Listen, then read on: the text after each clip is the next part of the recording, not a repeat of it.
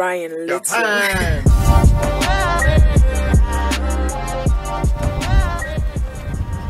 Allez, bienvenue pour cet apéro mercato. Alors on est dans des conditions un peu dantesques, hein. Le vent s'est levé, on est à Marseille, vous voyez derrière nous, il y a une belle plage, mais ça souffle, donc au niveau son, c'est vrai que c'est un peu galère avec nous en ce moment le son, mais là c'est indépendant de notre volonté. Beaucoup d'infos mercato, mais aussi beaucoup de vent. Et j'ai un super invité aujourd'hui, j'ai Mathieu Grégoire qui revient de vacances. Salut Nico, salut à tous, salut la team. Ça va, bien remis de tes vacances? Ouais, bah là, je les digère là. Tu digères, ouais. Je les digère et voilà, faut se remettre. Et puis ce vent là, ça annonce le jeu tout en bourrasque de Sampaoli ce soir qu'on va voir à Fos-sur-Mer au stade Parsemont. Tu vas au stade ce soir? Ouais. Tu seras avec l'ami Ryan? Avec Ryan Adams, ouais, et puis du public enfin. Ça fait plaisir, c'est quand même le bon côté. Dernier match que j'ai dû faire avec du public, mon cher Nico, ça devait être un. Non, parce que j'avais fait, tu sais, je fais d'autres matchs, j'ai fait Nîmes PSG. Ah oui, ok. Tu vois, en octobre ou novembre, je sais plus, octobre je dirais. Et ouais, c'est mon dernier match avec public, donc je suis ravi de. C'est pas le même football. Retrouver les supporters on va pas se mentir. Non, c'est pas le même football. Moi, je suis content quand même que le football ait continué dans cette période parce que ça nous a donné du taf à tous et on a pu suivre autre chose que les actualités sur le Covid. Et mais si tu veux, c'est sûr que ça rajoute la dimension. Et encore plus à Marseille, foot, donc, et dans ce vélodrome là, on a envie de retrouver un peu ce vélodrome. On a envie de retrouver des vélodromes, on a envie de retrouver des champs, on a envie de retrouver des tifos, des tifos, donc non, ça va être cool. Bon, tu sais, on a beaucoup de choses à dire parce que le mercato cette année est très agité. Normal, c'était l'année zéro comme avait dit Villas-Boas, donc beaucoup de gens sont partis, beaucoup sont déjà arrivés. Bon, tu t'es un petit peu remis à jour, je pense. Oui, bien sûr, j'ai suivi quand même depuis les vacances et il y a des joueurs en plus que je connais, notamment le Cengiz Under, que tu sais, je suivais la Turquie pour le journal, donc tu pourras nous en dire un mot alors. Donc du coup voilà, ça m'a fait plaisir et de le voir arriver à l'OM. En tout cas, je trouvais le clin d'œil sympa. Parce tu nous diras si c'est un pari ou pas. Avec toute la communauté turque, on va se régaler quoi. Bon, ça c'est intéressant. On va commencer, vous le savez, il y a grosse info côté arrivée, grosse info côté départ, l'actu mercato en vrac, mercato des concurrents et un petit bon plan mercato, on verra ça en fin d'émission. Et on va tout de suite commencer par la grosse info côté arrivée, et c'est William Saliba. C'est pas totalement officiel, mais presque parce qu'il a fait la photo avec Titi, c'est toi le boss. Ouais, donc c'est quasi officiel. Oui, c'est quasi officiel, ça fait foi. Il débarque en prêt. Alors a priori c'est sans option d'achat. Prêt sans option d'achat, ouais. Donc c'est un prêt d'un an sec quoi. Ouais, prêt d'un an sec. Écoute, sur la gestion d'Arsenal de ce joueur, je suis extrêmement étonné en fait. C'est son troisième, il a été quand même recruté en 2019, c'est son troisième prêt tu vois, en 3 ans. Il a été reparti à Saint-Etienne. C'est vrai. Il a fait un prêt de 6. Donc il n'a pas joué l'an dernier sur les 6 premiers mois. Après il a été titulaire à Nice. Il est venu à Nice qui est en galère de défenseurs centraux. Avec Todibo, ils sont venus tous les deux en janvier. Et là, il revient pour un prêt sec. C'est extrêmement étonnant. C'est extrêmement étonnant la gestion de son actif joueur par Arsenal. Et par Arteta aussi. Et par Arteta. Et en fait, sur ce deal-là, je vois pas bien qui ça aide vraiment au final. Alors oui, ça va dépanner l'OM sur un central, mais t'en avais déjà pas mal. Oui, ça va sortir Arsenal un salaire. Mais en fait, et lui, oui, ok, il va faire un 3e année de prêt, mais en fait... où est sa progression? C'est vrai que c'est étonnant qu'il n'y ait pas une option d'achat quand même dans ce deal-là. Je suis étonné, mais après il l'avait dit dès le début qu'il voulait Arsenal, qu'il ne voulait pas spécialement faire de option d'achat, et que s'il le vendait, c'était cher, enfin en tout cas qu'ils voulaient retrouver leur bille. Ils ont mis 30 millions quand même, faut le rappeler. Et voilà, ils ont mis 30 millions, donc mais après, comme on est sur un marché cette année, comme tu le vois, qui est assez entre guillemets humble et modéré, des clubs comme par exemple Nice aurait pu se positionner pour l'acheter. Mais d'ailleurs, il voulait, à la base, il avait dit je me verrais bien rester à Nice. Ouais, et en fait, Nice, tu vois, a mis 8 plaques sur Todibo plus des bonus. C'est un bon choix, parce que Todibo, c'est un bon choix. Et après, si tu veux, Nice aussi réfléchit au moindre de ses investissements. On le voit, tous les clubs français et même étrangers sont dans des logiques très rationnelles et cartésiennes, pour une fois, sur les transferts. En tout cas, les salaires, c'est différent. Mais sur les montants des transferts. Donc si tu veux, un club comme Nice n'y a pas été. On a parlé de Lille et Newcastle qui se sont aussi renseignés, mais effectivement tu vois qu'il n'y avait pas une demande incroyable pour un joueur qui est pourtant d'un très bon niveau. Qui a l'air sûr de lui en plus. Si on retrouve le Saliba d'il y a 2 ans, on est sur un très bon joueur qui à l'époque pour moi était meilleur qu'un Bouba Camara en défense centrale, tu vois. Et c'est un très bon joueur. Si on a le Saliba de Nice, c'est un peu plus mitigé parce que c'était un peu l'équipe des branleurs les Niçois, tu te rappelles, capable de faire un coup d'éclat contre... C'est un jeu de mots ça capable de faire un coup contre l'OM, d'être apathique face à Lille, un coup oui, un coup non, perdre à Dijon. Après là ils vont avoir un coach un peu différent. Ah non, mais là c'est tout à fait différent, il repart dans une année, voilà. Mais si tu veux, voilà, Saliba, c'était pas forcément très distingué. Todibo est un peu plus en vue, parce que Todibo il avait beaucoup de choses à se faire pardonner. Il venait de faire beaucoup de clubs. Il a un jeu aussi balle au pied qui est intéressant. Todibo a un jeu effectivement où il porte plus, où il va tenter des dribbles, où il va casser des lignes. Alors que Saliba, on est plutôt sur un défenseur central très sécure, qui va gérer la profondeur, qui va être rugueux dans le duel. Voilà, on a un défenseur central entre guillemets un peu plus à l'ancienne. Donc voilà, souhaitons qu'il j'ai envie de dire qu'il se relance chez nous, tu vois, j'allais dire ça, mais en fait, non, mais souhaitons qu'il fasse une bonne saison avec Sampaoli. De toute façon, Sampaoli, c'est pas forcément du long terme. Saliba, il est là pour 1 an. Après, on verra à la fin du prêt ce qui se passera, mais c'est vrai que c'est difficile même pour lui de se projeter. Il va faire 1 an et il y a très peu de chances qu'il reste parce que je ne vois pas l'OM mettre 30 plaques à la fin de la saison pour essayer de... Ouais, alors il ne vaudra plus 30 plaques, tu vois, mais parce qu'il sera plus qu'à 2 ans de la fin de son contrat. Et 20, quoi, peut-être 15. Voilà, il vaudra 15-20, quoi. Ça fait beaucoup. Mais bon, écoute, on est sur un mercato, t'as vu, c'est de l'instant, c'est de l'instantané, tu vois, quand tu vas chercher des opportunités. Alors, opportunité pensée. Parce que tu vois, un Luan Pérez, c'est quelqu'un qui voulait Sampaoli, tu vois. Bien sûr. Mais en même temps, voilà, il voulait constituer son groupe assez vite. Oui, c'est ça. Et faire plaisir à son coach, Longoria, donc il fallait assez vite. Donc il a pris ces mecs-là. Mais c'est vrai que la hiérarchie des défenseurs centraux, du coup, m'intrigue. Je sais pas toi. Mais ça m'intrigue, mais j'ai envie de savoir surtout comment va jouer Sampaoli. Parce qu'en fait, est-ce qu'il en aura 3 ou 2 ? Ça aussi, c'est une question. A priori, on se dirait 3. Ryan a posé la question en conférence de presse à Pablo Longoria, qui a botté en touche en disant il joue dans plusieurs systèmes, mais c'est lui qui vous le dira. Mais bon, je pense qu'il aura quand même un système de base. Et la question, c'est s'il joue à 3, effectivement, tu peux avoir Saliba à droite et Pérez à gauche, qui ont vraiment les profils pour jouer. Qui sera le 3e? Ce sera Alvaro, est-ce que ce sera Balerdi? Parce que maintenant, c'est vrai, tu commences à avoir du monde. Camara n'est pas encore parti. Chaet Atar n'est pas encore parti. Bien sûr. On va en parler. On va parler d'ailleurs de la grosse info côté départ. Et c'est Boubacar Camara. Il y a une rumeur, une information de la Marseillaise qui expliquait que Monaco pouvait se pencher sur ce dossier. On a même parlé d'un chiffre de 30 millions d'euros. Alors je pense que ça serait le rêve de Pablo Longoria. Je ne suis pas sûr que ça arrive. Mais ça a été un peu démenti entre-temps. En Italie, on parle d'une possible prolongation du joueur.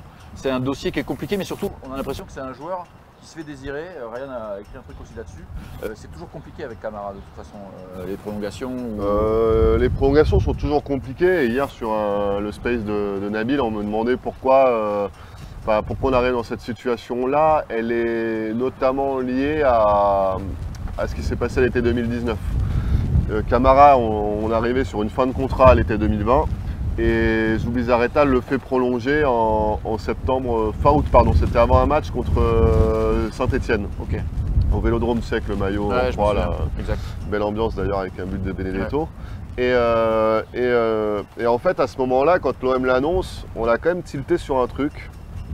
C'est que l'OM n'avait pas réussi à lui faire un +3 au niveau des années. Le +2. Ce qu'il voulait. Ou même, tu vois, un 2+1 ou un 3 ferme, mais en tout cas l'OM n'avait réussi qu'à le prolonger de 2 ans sec. Donc ça le faisait passer jusqu'en juin 2022 et dès lors tu repartais dans un dossier un peu compliqué. Tu vois, tu savais que ça allait vite revenir. Pour un jeune joueur, tu savais que ça allait vite revenir. Quand c'est des anciens, que tu en mets des +1, des +2, c'est logique. C'est logique et c'est pas trop compliqué. Mais parce que tout le monde s'ouvre des possibilités. Là, c'est quand même emmerdant parce que tu pouvais quand même déjà te douter en 2019 que ça serait une des plus belles valeurs marchandes de ton effectif. Et en plus, à zéro prix de revient, quoi. Enfin, en tout cas, au départ. C'est formé au club. Donc, formé au club, quoi. Donc, c'était de la plus-value pure. Et effectivement, c'est là pour moi que ça se joue un peu. Ce qui se fait désirer, il s'est toujours un peu fait désirer, mais là, c'est différent quand même parce que à l'époque, il se faisait désirer alors qu'il y avait de de l'appétence très forte de l'OM et que l'OM voulait en faire son son contrat pro, son étendard. Et puis là, il a quand même, j'ai quand même l'impression qu'il se dit l'OM veut me refourguer à tout prix quand même. Tu vois, là, les circonstances sont quand même sur ça un peu différentes parce que. Est-ce que c'est pas lié aussi à son. L'OM a pris Gerson, l'OM a pris Guendouzi. Oui, c'est sûr. T'as Gay, t'as Rongier. Oui, t'as du monde. C'est le FC milieu récupérateur, quoi. mais du coup, il le voit ça. Et là, du coup, ça l'oblige à réfléchir sur son avenir. Donc des offres, il en a, des clubs en tout cas qui sont intéressés. Il y en a, des clubs anglais, le Milan, on l'a dit. Il serait plus Première Ligue après. La Lazio, le Milan, les clubs anglais qui le suivent depuis longtemps. Il a toujours été très suivi en Angleterre. Et tu as aussi, normalement, effectivement, selon les retours qu'on a, tu as aussi Monaco. Mais pour l'instant, on est, tu vois, sur des mecs il n'est pas au Milan, par exemple, c'est pas le numéro 1 de la shortlist au Milan. Tu vois. Donc ça va prendre du temps. Et pareil pour Monaco, je pense que sur Monaco regarde ce qu'ils peuvent faire, s'il y a une bonne affaire. Ils le prendraient en backup de Tchouaméni, Fofana. Mais en même temps, ils ont déjà Matazo à sortir. Oui, c'est ça, ils ont quand même des milieux de terrain, surtout qu'ils jouent avec 2 milieux de terrain. Eux, c'est FC 50 joueurs sous contrat quand donc, plus maintenant, non. Ah, ils ont bien écrémé. Oui, il en a l'an dernier, Mitchell est arrivé, il est passé de 70 à 35 déjà. Ils ont beaucoup réduit. Et là, regarde, tu vois, ils font le latéral gauche de Cologne, Ismaël Jacobs, parce que le Touré s'en va. Enfin, tu vois, c'est beaucoup plus rationnel qu'avant. Monaco, ils ont complètement apuré. C'est un des clubs qui travaille très bien en France. Déjà, ils ont pris un bon coach, c'est un peu la base aussi. Ouais, tu vois ce que tu vois, et j'espère que l'OM va aller sur ça, en tout cas j'ai l'impression qu'il va sur ça, c'est-à-dire qu'au moins tu as une unité entre le coach et le directeur sportif. Mitchell est arrivé, il a dit moi Moreno c'est pas ma cam, je prends Kovac, donc ça avait surpris, rappelle-toi on avait dit putain il vire Moreno, c'est la crise à Monaco en juillet, tu vois le Twitter qui est quand même dans l'éditorialisation de l'instant, Twitter c'est toujours à l'instant T les champions de l'instant T, mais en fait au final c'était très rationnel comme choix. Mitchell il a dit moi ce que je vois de ce coach Moreno me plaît pas. Je veux un mec qui a plus de mentalité de vainqueur, qui est plus travailleur, qui est très tacticien, qui en plus vient du football allemand comme moi et avec qui je vais pouvoir travailler en symbiose sur le recrutement. Et là, c'est effectivement cette longueur d'onde là qui est bien, qu'on a vu à Lille avec Campos aussi et Galtier, et qu'on peut espérer voir à l'OM avec Longoria ou Sampaoli. Je veux dire que c'est pas génial que le coach Garcia arrive avant le directeur sportif. Non, c'est pas génial, mais même si plus récemment, Villas-Boas-Longoria, ça n'a pas marché aussi. Oui, bien sûr. Donc voilà, là au moins on a Longoria-Villas-Boas, c'était pas l'entente parfaite. Non. On se souvient des petits sous-entendus de Villas-Boas. En tout cas en privé, quoi, tu vois. Enfin, en tout cas, pas directement, mais à la fin, si, on l'a senti. Quand même. À la fin, on l'a senti. Mais et puis là, donc au moins, tu as une plus d'osmose avec ton coach et c'est quand même mieux pour le club et le mercato aussi. Pour terminer sur le dossier Camara. À 30, c'est impossible en tout cas. Oui, 30, on n'y croit pas. 1 an de contrat. Est-ce que toi, tu penses qu'une prolongation, c'est possible ou pas? Ça me paraît improbable. Voilà, je touche du bois dans le foot. Voilà, oui, on ne sait jamais. Non, mais voilà, parce que. C'est pas la tendance. C'est pas la tendance. Après, il ne faudrait pas qu'il reste faute de trouver le club qu'il veut et qu'il parte gratuitement. Il y a un moment, c'est un peu le risque. Il y a un moment, ouais, faut. Alors le problème de lui, c'est qu'il n'a pas d'offre. Mais effectivement, quand tu vois quel est Takar qui reste, et alors que tu aurais pu le refourguer à Liverpool il y a 6 mois, il y a une déception quand même, parce que tu n'auras jamais la même chose. Non, et lui non plus, peut-être. À voir s'il se relance. Allez, on va passer sur l'actu mercato en vrac. Donc là, c'est un petit peu plus beaucoup de choses parce qu'il y a beaucoup d'infos et ça commence un petit peu à se calmer, mais ça a été intense. Quand tu étais en vacances, c'était un jour une rumeur. Ouais, j'ai vu ça. C'était vraiment incroyable. Donc là, il y a quand même une nouvelle rumeur, un nouveau nom qui est sorti, qui a fait un bel euro d'ailleurs. C'est Steven Zuber, international suisse. Ouais, c'est Zuber, ouais. C'est quand même un profil dit très différent de ce qu'on a entendu jusqu'à présent parce qu'il a 29 ans. Il n'a pas beaucoup joué à Francfort. Tu vois, j'ai vu 20 matchs de Bundesliga avec une moyenne à peu près de 29 minutes par match, si tu fais la moyenne. Donc c'est pas dingue. C'est pas un joueur qui a beaucoup joué en tout cas, c'est pas un titulaire à part entière. Est-ce que c'est pas étonnant? C'est pour faire la doublure d'Amavi ça en fait. Oui, ça serait une doublure. Ouais, ça serait une doublure.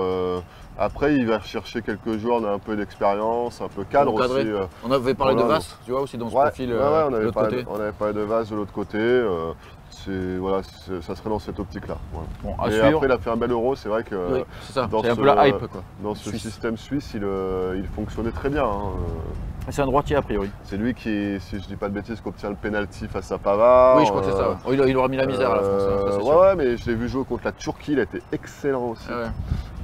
Non, c'est un bon petit joueur. Ça peut être une bonne pioche genre d'effectif. dans l'effectif. Voilà, ça sera meilleur que Nagatomo en fait, on pense. Ouais, bah, Nagatomo a été loin d'être le pire l'an dernier. Non, hein, ça n'a pas été le pire, mais il oui, est parti de bas quand même. Oui, il est parti de bas. Autre profil, celui-là, on en a déjà entendu parler, et ça c'est Eric Pulgar, l'international chilien. Moi je suis sceptique devant cette rumeur, mais ça serait de toute façon si Camara s'en va. Parce que comme tu le disais, on a déjà beaucoup de joueurs, et notre ami Pablo Longoria expliquait en conférence de presse qu'il n'y aurait plus d'arrivée mis à part à latéral droit sans départ. Donc même là, moi je ne sais pas, parce que comme tu disais, il y a Gay, il y a Rongier, on a pris Gerson, on a pris Guendouzi. Tu as quand même 4 mecs qui sont potentiellement titulaires en plus. Ouais. Si tu joues a priori à 2 au milieu, sauf s'il fait un 4-3-3, mais bon, on n'en est pas sûr encore. Pulgar, international chilien, c'est cher. Ça a été payé 12 millions il y a 2 ans. Tu crois à cette info? Vous avez des retours là-dessus J'ai pas de retour sur ça, et effectivement tu as tout dit aussi sur la stratégie de l'OM. Ça par contre j'ai eu des retours, c'est que comme il l'a dit Longoria, maintenant pour rentrer dans une phase 2, il faut quand même vendre les joueurs, et il dit à beaucoup d'intermédiaires, d'agents, d'impresarios, il leur dit beaucoup, il faut que vous m'aidiez à sortir des joueurs. Sors-moi un joueur, je t'en prendrai un joueur. Ouais, non mais après voilà, pour moi il pourrait réenclencher une deuxième phase après. Mais la première phase c'est d'avoir un groupe quasi complet, et après on ajuste quoi. Ouais. Voilà, c'est ça. Alors maintenant on va parler de la folle rumeur, parce que ça c'est un grand nom, et c'est de l'intox a priori. C'est Coutinho, tu sais, ça traîne. Alors il y a des démentis, il y a des gens qui disent oui, il y a des gens qui disent non, et ça crée le doute en fait. Mais est-ce qu'on ne peut pas rappeler que déjà au niveau salaire c'est purement impossible? Même si le Barça le prête et prend 70% comme l'OM l'a fait avec Strootman, c'est pas possible, ça reste quelque chose d'inabordable financièrement. Non mais l'OM est un peu, l'OM est lassé un peu par ce sujet-là. Ah oui, Coutinho c'est quelque chose qui est... Ouais, ça perturbe un peu toutes les sphères du club, ça peut aller jusqu'au vestiaire, tu vois, quand tu vois des trucs comme ça. Là on parle pas de la rumeur d'arrivée de Zuber, quoi. Oui, c'est sûr. On parle d'un mec comme Coutinho. Qui a coûté 120 plaques. Et effectivement ça agace un peu tout le monde en interne, cette histoire de Coutinho. Cette histoire de Coutinho, mais bon, tu remarqueras que c'est toujours... j'ai l'impression que c'est un peu tous nos partisans de la vente OM, là, tous nos insiders qui sont en pointe sur ce dossier. Mais je pense qu'en fait il y a une corrélation, parce que l'arrivée d'un Coutinho pourrait confirmer une pseudo-vente, tu vois, c'est ça aussi. En fait, la question, en fait, elle est vite répondue comme ça, en fait. C'est-à-dire que quand tu sais que c'est nos amis insiders et compagnie, tu regardes, c'est toujours les mêmes, hein, c'est toujours la même team, la même petite team qui parle et de la vente OM et de Coutinho. Voilà, je pense qu'on est dans leur registre parfait, on est dans la rubrique chimère, quoi. Voilà, okay, pour toi c'est un fantasme absolu et c'est totalement impossible. En tout cas, alors où on se parle, il n'y a rien du tout, quoi. Ouais. Voilà. Est-ce que, moi ce que je me disais dans ce dossier-là, tu vois, c'est hypothétique, hein, vu comment fonctionne Longoria, est-ce que Longoria, au détour d'une discussion, m'a dit au fait Coutinho, vous voulez pas vous en débarrasser? Ça peut être il jette un truc comme ça juste pour voir ce que évidemment qu'il peut en discuter, quoi. C'est ça. Évidemment qu'il peut en discuter, mais le Barça, clairement, ils veulent se séparer des gros salaires, et Coutinho en fait partie, mais de là à ce que l'OM puisse récupérer derrière, c'est ça qui paraît impossible en fait. Oui, non, mais quand je vois les trucs, Puma qui est derrière, ça me rappelle... Oui, venu de la mer pour mettre... Voilà, c'est ça. C'est irréel. Non mais tu vois, avant c'était les Saoudiens qui finançaient le mercato de l'OM, maintenant c'est Puma, bientôt ça sera CMA-CGM, ou tu vois, on va trouver encore on aurait bien aimé que la CMA-CGM rachète le club par contre. Alors tu sais que la CMA-CGM, ils font partie des sociétés qui sont les grandes vainqueurs de la crise. Ah oui. Les transporteurs maritimes, on voit leur marge exploser parce que les gens continuent de consommer et les routes sont plus rares. Avec Amazon qui explose aussi. Le transport est plus rare et tout, et les gens continuent de consommer, et je peux te dire que le prix du conteneur, du transport de conteneurs et tout explose. Donc oui, CMA-CGM, ouais. Allez, on leur fait une dédicace. Voilà. Après, malheureusement, entre guillemets, les SAAD sont des gens très discrets. Ils n'ont pas trop envie de s'afficher. Très loin des conflits, donc voilà. Très bien, on va passer à une autre rumeur. Celle-là aussi, elle est un peu étonnante, parce que c'est encore un milieu de terrain, même si c'est un petit peu plus offensif. C'est un jeune Brésilien, De Paola. On en avait déjà parlé il y a quelques semaines, et je ne sais pas pourquoi c'est revenu sur le devant de la table. C'est un jeune milieu de terrain, et surtout on parle d'un montant de 12 millions d'euros. Moi je ne crois pas du tout à cette rumeur, parce qu'il y a déjà du monde, et je ne vois pas encore l'OM remettre de l'argent sur un poste où tu as déjà beaucoup de monde. C'est du réchauffé d'agent, ça, peut-être. Ouais, non, j'ai pas d'infos sur ça. Je connais Rodrigo De Paul, mais De Paola... Non, tu connais pas, c'est peut-être le petit frère, quoi. Ouais, De Paola Abdul, quoi. Voilà, non, je connais pas trop, donc non, je peux pas dire grand-chose. Bon, ça on zappe. Next. Maintenant, on va parler un peu des joueurs qu'on connaît déjà. C'est Benedetto. Là, Ouais. je crois que c'est aujourd'hui.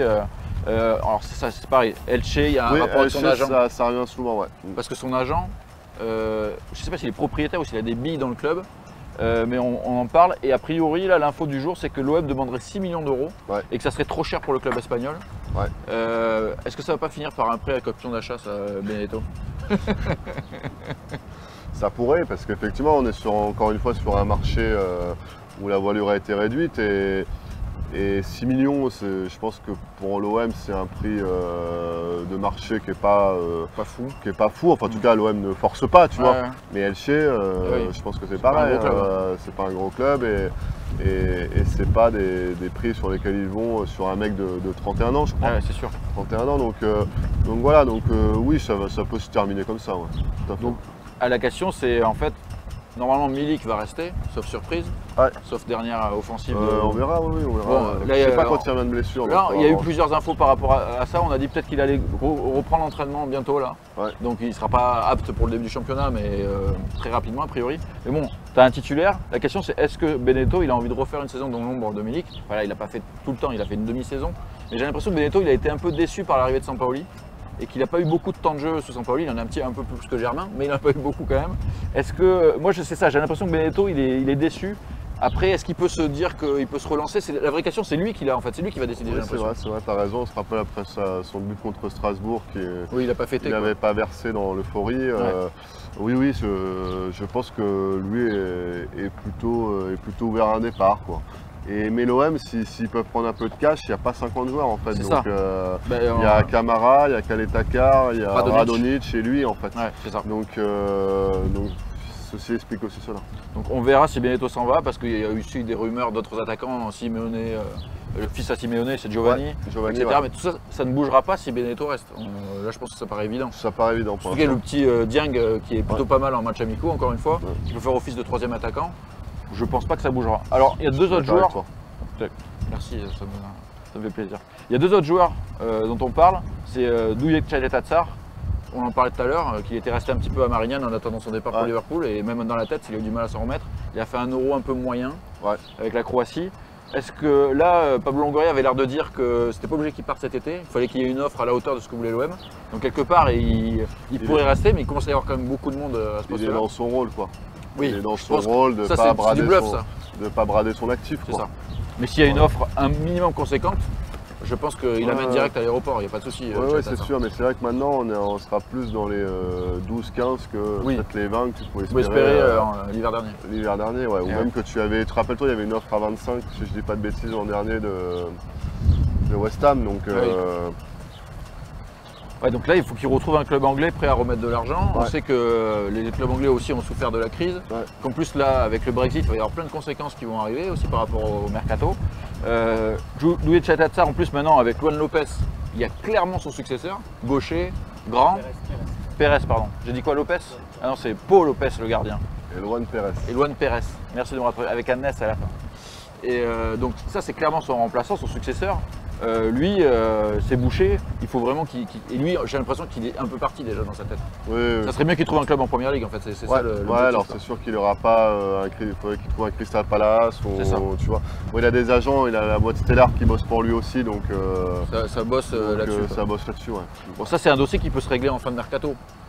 Quelque part, ça va courir jusqu'au bout. Les Anglais n'ont pas encore réellement débuté leur mercato, tu vois, il y a eu peu de deals pour l'instant. Avec l'euro. Et globalement, avec l'euro, voilà, globalement le marché a été assez sage jusqu'ici, donc voilà, on va suivre ça attentivement. Ouais. Allez, dernier dossier de l'actu en vrac, c'est la dernière recrue qui est attendue pour avoir un groupe à peu près complet, c'est Paul Lirola.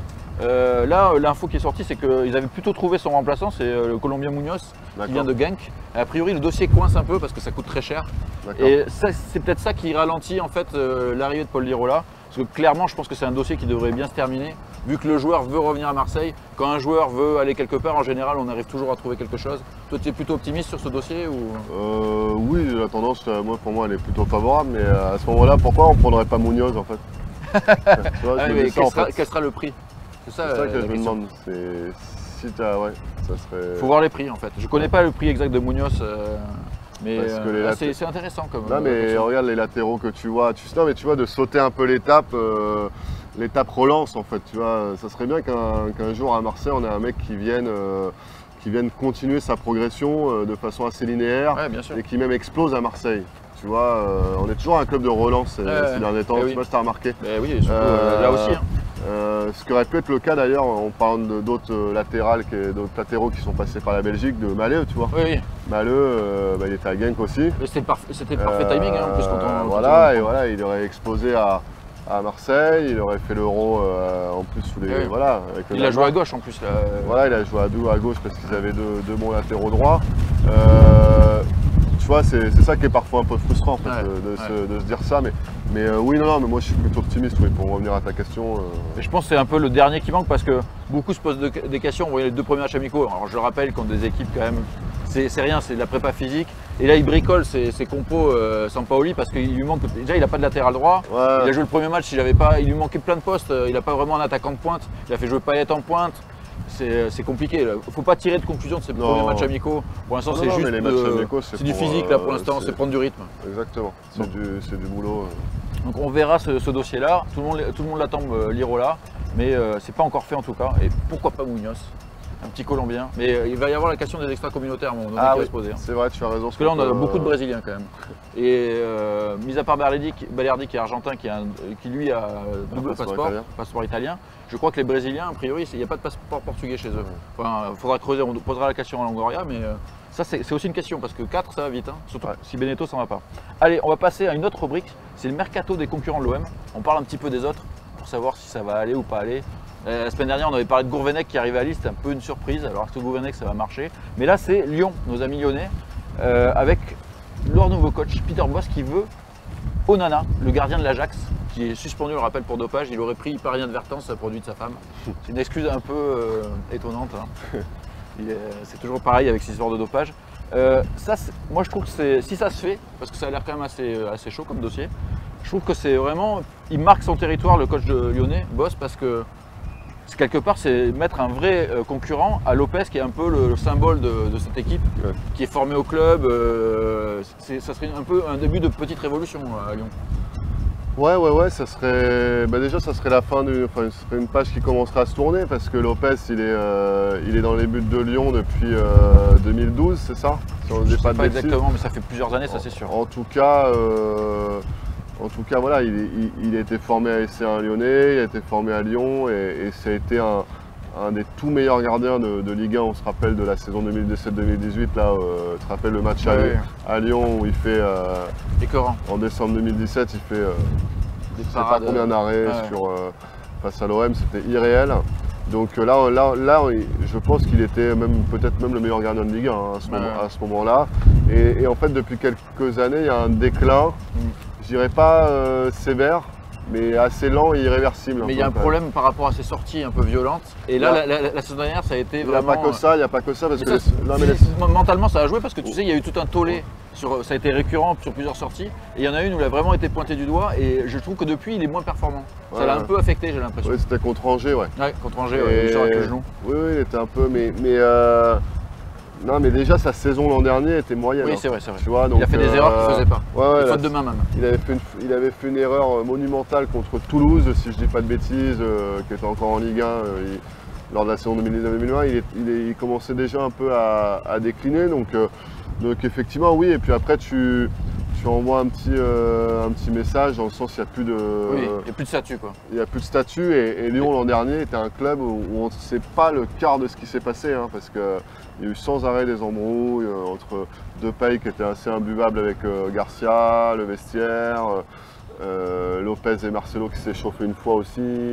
Puis on sait la gestion de Garcia aussi, on l'a vécu à Marseille. Ouais, donc c'était compliqué. Lyon est un club compliqué, avec souvent le gang des Lyonnais. Il faut trouver un équilibre en fait entre les Brésiliens de Juninho, les Lyonnais pur sucre, qui a créé Cherki, Aouar. Ouais. Lopez et peut-être aussi le coach qui met aussi un peu sa patte et qui met un peu ses hommes. Et c'est sûr que s'il prend Onana et peut-être un ou deux joueurs des Pays-Bas, ça peut permettre d'équilibrer un peu le vestiaire et d'avoir ces mecs à Lyon. Effectivement, comme tu dis, la difficulté à Lyon, c'est d'arriver à toujours monter des jeunes, parce que c'est un petit peu Comment ça, c'est ça, il y a Cacré aussi, il y a le petit bar aussi à C'est gauche. ça, là, qui est parti au JO. Là, ouais. Il y en a quand même pas mal de jeunes pousses. Et en fait, les coachs, quand ils arrivent à Lyon, déjà, ils doivent gérer Aulas, qui, même s'il a pris un peu de recul, il met quand même toujours un petit peu son nez. Maintenant, il y a Juninho qui prend des Brésiliens, qui a quand même. Bah là, c'était plutôt gérer Juninho. Là, le défi du coach actuel est plutôt de gérer Juninho. Ouais. Parce que Juninho est assez interventionniste, Juninho se mêle un peu des il est un moitié coach. Voilà, il est un peu coach dans sa tête, donc Aulas c'est pas chiant à gérer hein, quand tu es entraîneur de Lyon. Ouais, mais par exemple sur le choix Rudy Garcia, tu crois pas que c'est Aulas qui a un petit peu fait ce choix quand même? Ils l'ont tous fait, non, ils le reconnaissent tous, hein, même sur ça Juninho le dit aussi, hein, il a convaincu tout le monde, Feu Gérard Rouillet, Aulas et Juninho, donc non, il n'y a pas de... Il n'y a pas eu de piège tendu par Garcia, mais ils l'ont pris en conscience, quoi, en toute conscience, ce qui était un choix irréel à l'époque et qui me paraît toujours irréel aujourd'hui. Et on voit le résultat quand même. Oui, après, c'est pas catastrophique non plus, mais... Non, mais tu fais quand même 2 saisons sans qualification en Ligue des Champions, ce qui est rare à Lyon. Quoi. Oui, mais non, mais je suis pas du tout d'accord avec ça, en fait, avec cette analyse-là. Il reprend une équipe qui a 9 points après 9 matchs déjà, donc... Non, la première année, mais cette année... Non, mais voilà, la première année, non, mais déjà... Cette année, c'est un échec. Oui, mais sauf que la première année... donc tu peux pas te qualifier en Ligue des Champions en gros. Non, le train est déjà passé. D'accord, moi j'ai dit 2 ans de suite. Oui, mais tu peux pas le mettre sur Garcia en fait, tu vois. La deuxième année, un petit peu quand même. Tu parles de 2 ans. Moi je te parle d'abord de la. Tu sais, moi je suis rationnel, je fais année 1, année 2. Donc année 1 déjà. Ok, année 1 c'était compliqué, d'accord. Mais année 2, il avait tout les cartes en main. Année 2, je suis d'accord avec toi, il avait les cartes en main. Et on lui a laissé un effectif top niveau. Il s'est manqué, il termine avec 76 points qui est un bon résultat comptable, mais il a fait pareil sur la fin, il savonne un peu la fin de son année et effectivement, il n'a pas réussi à gérer son vestiaire sur la fin avec des choses qui étaient avec Aouar, avec Depay, un peu avec Aouar, un peu avec Depay. Il a aussi Moussa Dembélé qui revient là, tu as vu. C'est lui qui l'a fait partie. Il ne voulait pas à Marseille déjà à l'époque. Et qui semble, une bonne. Après c'était aussi pour faire jouer Depay dans l'axe quoi. Depay va beaucoup leur manquer, va énormément leur manquer sportivement. Mais dans le vestiaire, ça va. Mais dans le vestiaire, il donnait un exemple déplorable aux plus jeunes. Enfin, pas déplorable si tu veux, mais parce que c'est. De l'attitude, tu veux dire. En fait, non, mais disons que le problème, c'est que quand tu as une star comme ça qui comporte dans une star et que tu as des petits jeunes qui se croient déjà arrivés, tu vois l'exemple que ça peut donner. Quoi. C'est sûr. S'ils ne sont pas contrebalancés par l'entourage qui leur dit écoute, il faut que tu ne te prennes pas pour Depay, ça peut créer des dégâts. Ça fait beaucoup de capricieux. Quoi. Voilà, disons que Depay, il est comme il est, je ne critique pas l'attitude, mais en tout cas, son attitude très un peu individualiste perso, elle a pu rejaillir aussi sur le groupe. Et c'est lui qui voulait jouer dans l'axe aussi, donc c'est sûr que ça a sacrifié des mecs. Kadewere, c'est pas un ailier. Non, Toko Ekambi pas vraiment non plus. Toko Ekambi pas vraiment. Plus, mais donc voilà. Mais en tout cas, oui, je suis curieux de voir ce que va faire, Lyon, qui est Peter Bosz, parce qu'on est sur un mercato, tu as vu, aussi très modeste. Oui, là, pour l'instant, ils ont recruté un second couteau brésilien. Un second couteau en latéral gauche, et Damien Da Silva en 4e central. Ouais, ça c'est vraiment minimaliste pour l'instant. Pour l'instant, c'est minimaliste, on est sur du complément d'effectifs. Complètement. Donc, à suivre Lyon. Allez, dernière petite rubrique. Est-ce que tu as eu le temps de réfléchir à un bon plan mercato ou pas? Écoute, j'ai demandé à mon conseiller Nabil Djellit, et conseiller officiel. Alors, il va nous proposer Slimani, c'est pas possible. Non, il te propose, et je trouve ça pas con, Zinedine Ferrat. Ah, on en a parlé d'ailleurs, tu sais qu'il y a eu une rumeur. Oui, j'ai vu la rumeur passer, même si je crois qu'il y a des clubs qui sont un peu plus chauds comme Strasbourg et autres. Et effectivement, Ferrat, on parlait de joueur de complément sur Lyon, pour moi ça peut être je suis pas comme Nabil qui lui le verrait je pense titulaire. Moi je le verrais en joueur de complément en fait dans l'effectif. Si tu vends pas, tu auras du mal à faire un Almada par exemple, tu vois. Donc si tu vends pas et que tu recherches un peu de création, parce que regarde, il y a quand même soit des mecs à profil défensif récupérateur, soit des ailiers un peu comme Under, mais qui sont des ailiers qui ont beaucoup de coffres mais qui n'ont pas. Et puis ça n'a pas beaucoup de stats en fait. Donc la finition c'est un peu, tu vois, si tu rajoutes un joueur un peu soyeux dans ton attaque, ça peut ne pas faire de mal, tu vois, habitué à la Ligue 1, on est à la Ligue 1, je vois le profil. Capable d'être bon sur coup de pied arrêté, capable de délivrer quelques caviars. ça peut te mettre un peu de création dans le système offensif parce que tu as qui en créateur? Mais t'as Payet. Voilà. Alors qu'avant, tu avais quand même Payet, tu avais Thauvin, quoi qu'on en dise. Ouais. Quoi qu'on en dise, Thauvin arrivait souvent à la dizaine surtout de passes quand Payet D. n'était pas là. Voilà. Non mais tu vois, Thauvin était autour de la dizaine de passes D quand même. Et que tu avais aussi Sanson. Un petit peu Sanson. J'allais dire ça. Même voilà. si. J'allais dire Sanson.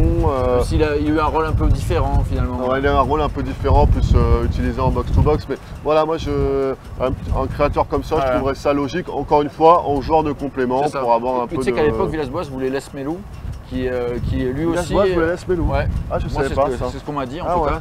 Et en fait, c'est un profil qui l'intéressait. Et en complément, pareil, en complément d'équipe, pour aussi un peu... C'est un peu ce profil-là, un joueur... Bon, c'est pas Zinedine Ferrat, mais c'est pas le même genre de joueur exactement. Une équipe, il faut des remplaçants. Hein. C'est ça, il faut des mecs qui acceptent leurs conditions de remplaçants aussi. Après, on va toujours te dire, mais les jeunes, est-ce qu'il n'y a pas des jeunes du centre de formation?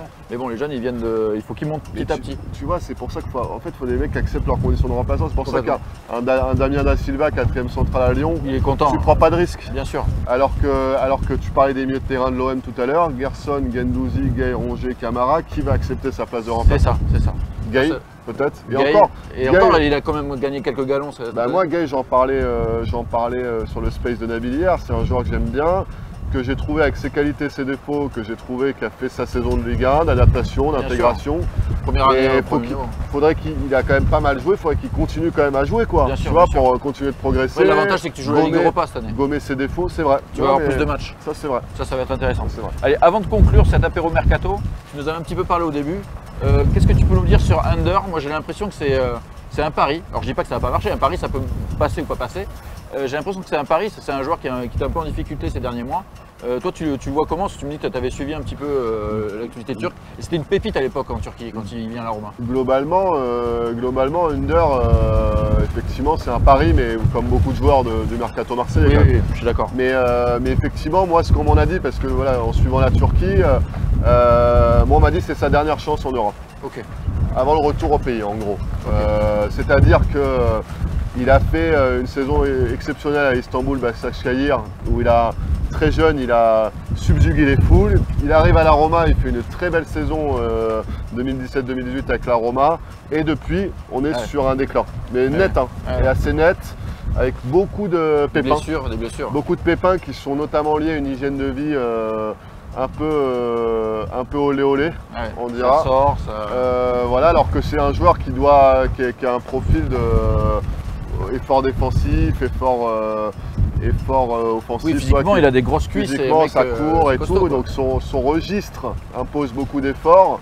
Et du coup, il se pète assez souvent parce que l'hygiène de vie n'était pas là et parce qu'il avait perdu une certaine faim aussi.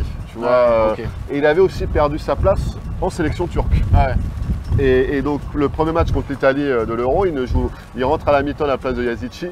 Mais il avait perdu sa place, tu vois, alors qu'il y a 2 ans, c'était encore, contre l'équipe de France, quand il avait battu l'équipe de France, c'était encore un titulaire indiscutable, tu vois. Il est sur un déclin. Donc, l'Euro, pour parler de l'Euro, moi j'ai trouvé que ça rentrait par exemple contre l'Italie, j'ai trouvé qu'il y avait du peps, qu'il y avait de l'énergie et qu'il apportait un profil qui était un peu différent dans une équipe turque assez apathique. Donc tu vois, sur ça, il y avait un truc intéressant d'être au taquet, de proposer des appels, des courses, d'être dans l'intensité.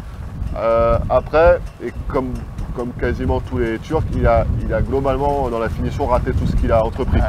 J'ai le souvenir d'une frappe ou deux dangereuse, tu vois, sur Pays de Galles et Suisse. Mais franchement, sur la finition, il n'a pas été au niveau. Comme, encore une fois, comme Yilmaz, comme Yedici, comme Karaman qui est nul, là, leur ailier droit est nul à chier. T'as qui d'autre? On a Toufan, pareil. Donc globalement, ils ont été, et Çalhanoğlu étant la plus grosse déception, le Turc qui va à l'Inter, je crois là. Oui, il a signé, c'est officiel ça? C'est à l'Inter, c'est validé par. Et c'est validé par Ryan The Boss.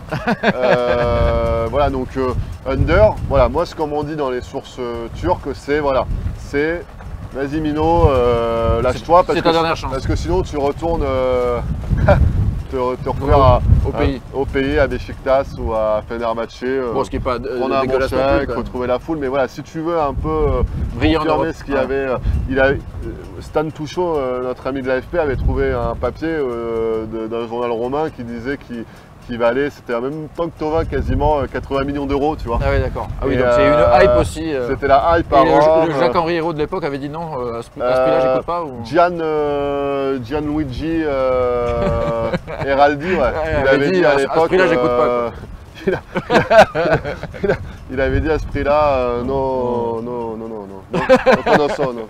Et voilà, mais du coup, ouais, tu vois quand même que c'est la relance. C'est la relance. Ouais. Moi, encore une fois, j'aime bien le profil et un joueur turc, c'est sympa. On va avoir des débats toute l'année avec les tweetos turcs, les experts turcs. Ouais, ça va être rigolo. On va se taper des barres. En termes de relance, donc ça relance 2 joueurs de l'AS Roma avec Paul Lopez. Ouais. Et Guendouzi et Saliba, quand même 2 joueurs d'Arsenal, on sent que là... Bah, il a travaillé comme ça en fait, il a travaillé au package. Et celui-là, au fait, je peux le prendre aussi, tu vois.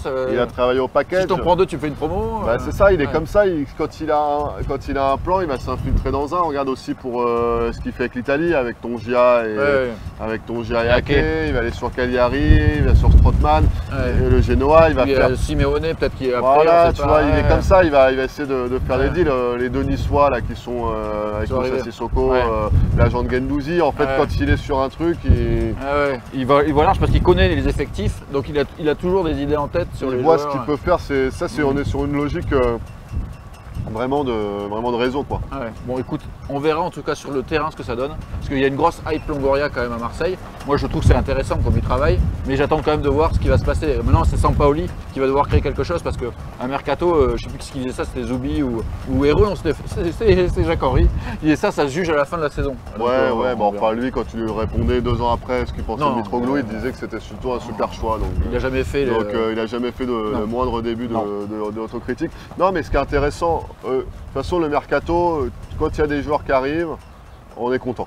Le mercato, c'est une période d'enthousiasme. Et là, comme tu as des joueurs, ça change les mercatos à l'aéro. Où effectivement, à part le premier, on était sur de 3-4. Donc on était beaucoup dans l'attente. Et un peu frustré même. Tu vois, les résultats n'ont pas été... Et après, ça n'engage à rien sur ta saison. Tu vois ce que je veux dire. Bien sûr. Il y a 2 ans, on fait 3 transferts seulement. Rongier, Benedetto, Alvaro. Et ça marche. Hein. Et rappelle-toi, à chaque fois, moi, je terminerai là-dessus parce que je suis un peu long, mais moi, un truc qui me fait marrer, c'est qu'à chaque fois, ils nous demandent nos notes à l'équipe du mercato. Tu sais, on fait toujours un supplément en septembre. Et en fait, moi, je suis emmerdé à chaque fois sur l'OM ces dernières années parce que comme il n'y avait pas trop de joueurs qui arrivaient, je mettais toujours la moyenne parce qu'en plus, je dis, on verra quoi. Tu vois, on va voir ce que ça donne sur le terrain. On va voir ce que ça donne, on verra. Et par contre, toujours les grosses notes, c'est les équipes qui ont fait plein de joueurs. Oui, parce que ça a bougé. Et l'an dernier, c'est Nice et Rennes. Et qui ont eu 16 et 17, alors que nous on avait mis 11 et 12. Et finalement Nice s'est beaucoup trompé avec des faits. Ils ont misé pas beaucoup, ils n'ont pas fait des gros transferts, mais beaucoup de joueurs. Regarde, Ronny Lopez, c'était la relance, ils n'ont pas réussi. Bambou, leur brésilien, il y a un petit côté, quand tu penses. Bambou. Entre Bambou et... Non mais Bambou brésilien, Ronny Lopez prêt avec relance assez vite. Ça fait un peu flipper. Tu sais que c'est Fournier qui a fait le mercato de l'OM. Non mais on est en tout cas, tu vois, le mercato, plus tu as des joueurs, plus on est excité. Mais ce que je reviendrai quand même pour te dire, et le côté qui moi me semble intéressant, c'est qu'au moins il a répondu aux attentes de son coach assez vite, ça me semble bien en harmonie. Bien sûr. Et c'est ça qui est intéressant. Et effectivement. Et il fallait en plus de toute façon renouveler, il n'y avait pas le choix. Il fallait renouveler avec tous les départs. Un effectif en fin de course avec beaucoup de fins de contrat. Et pour terminer là-dessus, c'est effectivement Under c'est un pari, Paul Lopez c'est un pari, mais tu as des paris un petit peu moins risqués. Je pense que Guendouzi c'est intéressant. Gerson, s'il s'adapte à l'Europe, il sort de 2 grosses saisons au Brésil, donc ça c'est intéressant. Donc on est un peu excité de les voir jouer aussi, mais les voir jouer dans des vrais matchs, pas face à 7. Dans 3 semaines, voir ce que ça donne. C'est aussi ça l'excitation, c'est de voir ce que ça donne sur un terrain. C'est ça qui me plaît aussi. Gerson et Guendouzi, effectivement, c'est 2 joueurs que j'ai hâte de voir. Vraiment. Moi aussi. Bon, on va conclure là-dessus. On a fait un bon apport au mercato. Alors, vu qu'on a des problèmes capillaires, vous ne voyez pas la violence du vent. Mais c'est quand même assez incroyable. Là, je ne sais pas sur vous, mais ça bouge dans tous les sens. c'est un peu dingue. Voilà, dantesque, on s'est battu, Mathieu, on a Bah, résisté. comme d'habitude avec nous, le Mistral a été gagnant. C'est ça, Mistral gagnant, on finit sur une note de Renault, si tu les écoutes, à l'apéro plus. Allez, on se retrouve lundi pour un débat foot Marseille. Bon week-end, à très bientôt. Salut, merci Mathieu. Ciao les gars, merci à vous. Ryan Little.